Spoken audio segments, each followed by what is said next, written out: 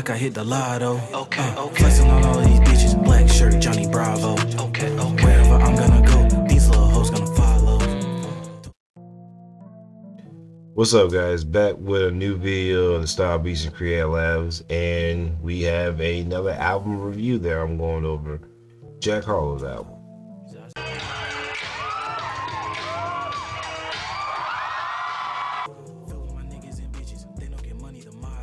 Now, this album was very well. Let me rephrase that. It wasn't the album per se. It was Jack Harlow himself that made this album iffy, because before he dropped it, he did a couple of podcasts and he said this album made him blacker. Now, I'd like to hear your answer to Joe's question, but also then talk about what I feel is like the radical twist of what you have chosen. Well, I'll piggyback off what John's saying. John's saying you didn't retreat into a whiter genre. In fact, you arguably went deeper into black music. Before I go off on, not, I won't say go off, but go on a tangent on that, I would like to say I don't think niggas have PR teams anymore. I think the whole having like somebody behind you or somebody beside you or beside you was like, hey, don't say this, or maybe you shouldn't say this. That I think that's for rappers is gone, because as a PR person, you would never allow your client to say that at all. Like, I don't even give a damn if it was true. You like, bro, that's the last thing you say. Which in turn brought up all these Jack Harlow memes, and all of them are funny. Like, literally, I think only one of them wasn't funny. It was when he was calling him a Nazi. Other than that, die hard funny. The jokes are hilarious and they're damn near spot on. Like, honestly, the internet is gonna internet, and Jack kind of brought upon himself doing that. Now, before I go any further, the album was a fire. Like, out of the 9 songs, only 2 I don't like. So that's he already shooting out Jim. So the internet's doing what the internet does, poke fun at Jack Harlow and give him a whole bunch of names. I think it was one of them.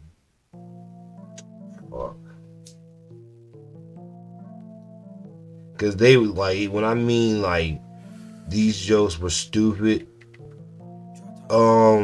Link Condition, Neo-Colonial Soul, Music Stole Child, Knife Wonder Bread, Charlie Kirk Franklin, Most Definitely Not, Luca Vandross, Uncommon, White Thought, Honky, Tony, LL Cool Whip, Ghostface Vanilla, Jay Vanilla, Christopher Brown. Like, the list goes on and on. It was ridiculous how many jokes they made on this thing, and rightfully so. So,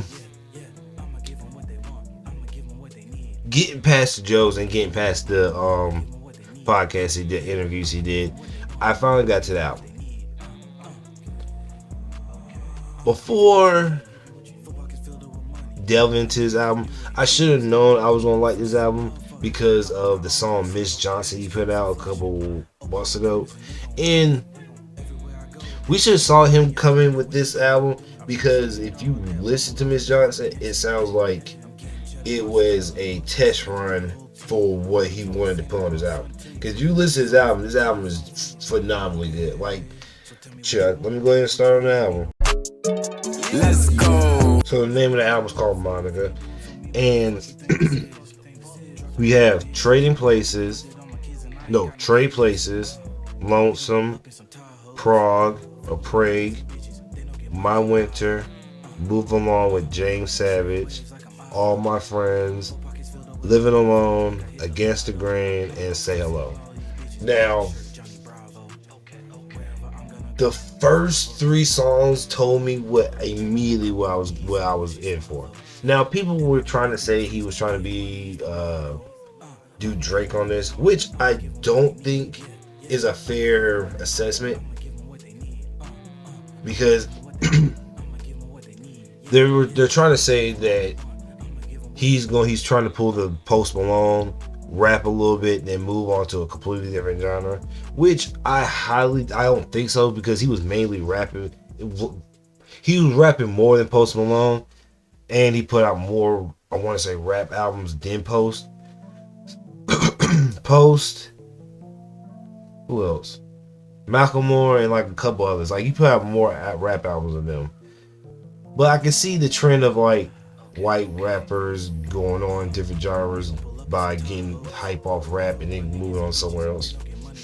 But I think he can do both. But I don't think, at the time, I don't think people wanted to hear white guys singing R&B. I think the whitest guy we got doing that is John B. And I don't want to give him this high praise, but listen to this album, basically makes it almost close to a neo soul album. And I know niggas don't like giving a white person like that high praise and saying, "Oh, you made a neo soul album."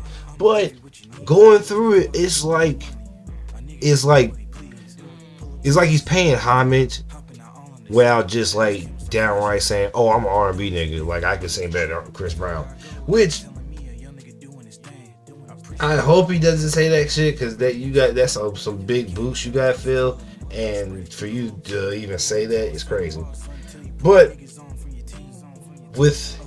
because this album came out like 2 weeks ago, and I probably want to say in the same week, Raphael Sadiq put out a statement saying why he doesn't like the term neo soul. It was a long drawn out statement. I put right here.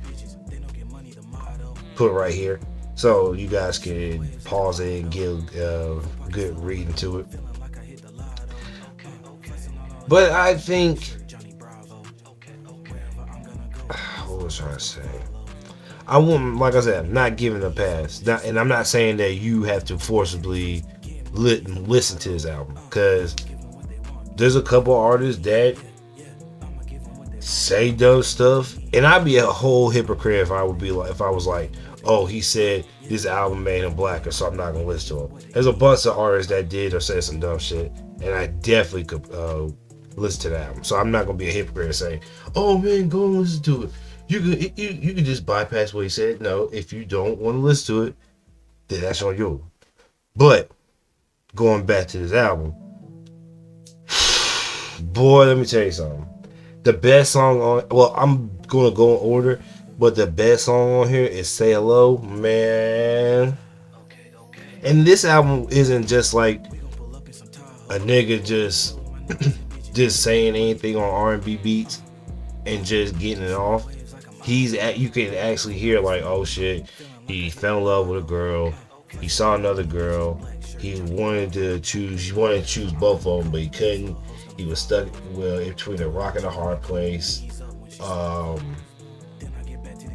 He lost both of them, but in losing both of them, he wants to get the other one back, but she doesn't want him. Now, doing that through on a 9-song length is crazy.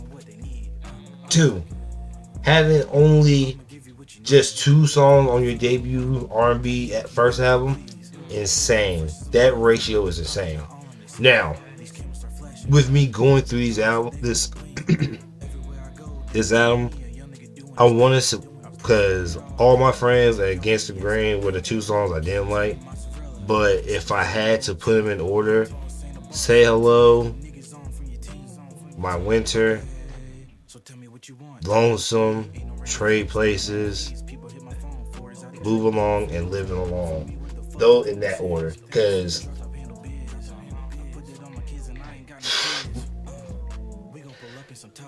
I don't want to glaze him too hard, pause, but I don't know what to say, man. Like, this album was good. Like, it was so good, I had to replay all damn near all the songs I favorite like at least 5 times over. Let that nigga know! Like,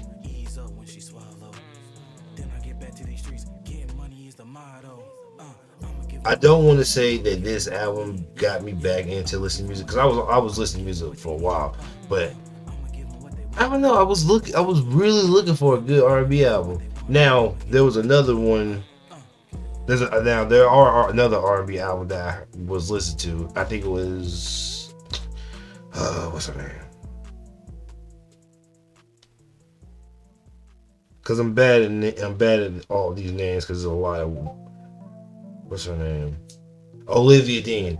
Now I've ranked them Olivia Dean and this album like damn near the same because some of them songs on that album were just hit. Like those are hits. And if you guys ever get a chance to listen to The Art of Loving, boy, please listen to that album. That album is really good by Olivia Dean. But back to this Jack Harlow album.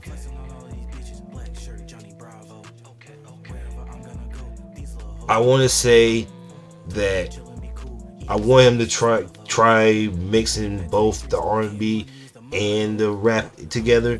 So I don't know, no, because actually I don't want to do that because that's gonna sound like a Drake thing.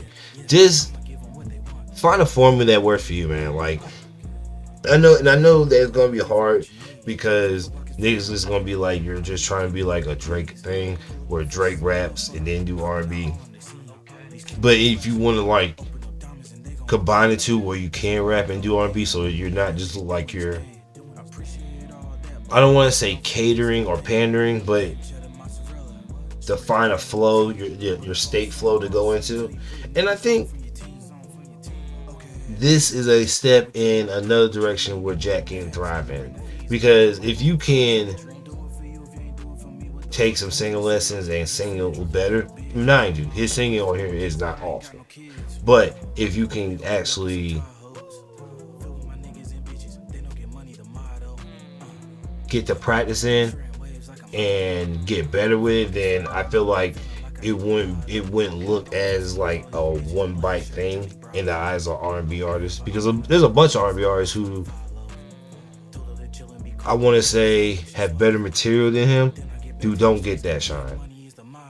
But I feel like if you actually take the time and put in the effort, it won't look like a spit in the face of most R&B artists. Now, granted, if I was Jack, I wouldn't give a fuck about that, because if I have a good time in expressing myself, because if you listen to it, this, like I said, this isn't like your generic R&B regular. This is like crooning, begging for the girl you want to be with. This nigga's begging throughout this whole fucking album.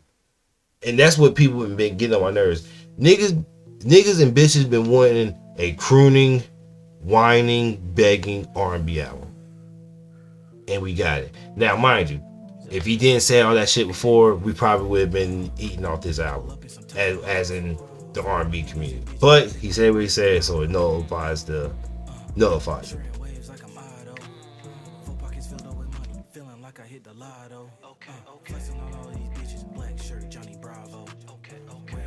I'm looking up the Raphael Sadiq Neo Soul thing. Okay. In an Instagram comment, he declared that he wasn't a neo soul artist, neither was D'Angelo or Maxwell. Rather, it was merely a categorization that music execs were using for certain artists at the time. Artists like Raphael Sadiq may only get a certain amount of budget versus the pop acts on the label. Consequently, calling somebody neo soul is the truest meaning was to define someone through their sales expectation, but the music itself had nothing to do with it. Neo soul was a term created by one black executive purely as shorthand. It helped labels internally identify which acts would not require crossover marketing budget. Right, Sadiq explained. Those funds were reserved for pop boy bands. That word neo soul signaled to execs in marketing means these black artists might sell 150 to 350k copies, maybe 500. If they really were good, the 1 million was at the best. It had nothing to do with the sound of music. Alright. Well, that is from Vice. Vice.com, which is crazy that Vice did that. But yeah, I did not know that. I thought neo soul was a term based off of guys like Raphael, Erykah Badu, D'Angelo, like those very just, how should I say it? Well, I can't explain it, but explaining it is gonna make it sound like I'm being mean, but I'm not. So think of it as the women that wear the scars and talk about crystals, and the dudes who dress flamboyant and like gotten, I won't say nose rings, but yeah, very flamboyant guys and girls who dress very earthy. I identify as neo soul. That's how I saw it. And I guess, what I put Common in? I guess I would put Common in there. And after his rough days when he was beefing with NWA, when he started putting basically niggas that look like they put the Kango on, or women that look like or move like Erykah Badu, I call them as neo soul. And I guess that was a wrong term of phrase for him. So I don't know how or what to call those artists. I guess call them R&B artists. I guess. But for me, the neo soul term works because it's a new level of soul. It's not just your regular soul, like soul music. It's like, damn it, it's hard for me to explain. Because in a sense, yes, Raphael Sadiq is right, but in a sense of the rightness of artists not being able to get their desserts because of the term based off on them. But that term may have a negative connotation, but for people who listen to that kind of music, you kind of could tell that it's soul with funk on it, with a different funk on it. So it just makes it feel different. So I mean, I might stop using the word neo soul. I don't think I am, but I think I wouldn't call this a neo soul album because Jack Harlow's, because I feel like that's disrespectful to the greats. But I feel like this is a good R&B album. This is a good plateau to start off if you're Jack Harlow. Now, if you don't get better at R&B, then I would try to find some other avenue. But I do fuck with this album. On a grading scale, let's see, because I'm gonna do the mathematician grading scale.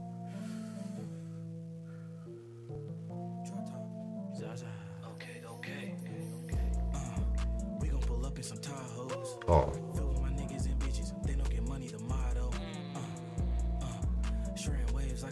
So if I do it the math way, it's a 7. It's an 8.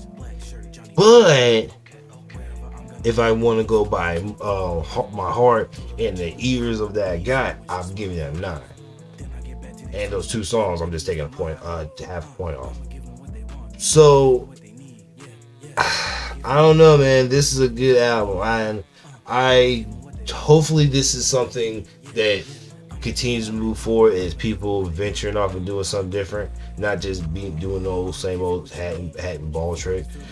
If I want to go out there and do an R&B album and try at least to make it an R&B album, not just like put an auto-tune on and like the Lil Durk shit when Lil Durk was singing. Like, nigga, no, I'm not trying to listen to Lil Durk singing. That's my biggest issue with hood niggas singing. It's just literally them on auto-tune. Except for Future. Future does it well.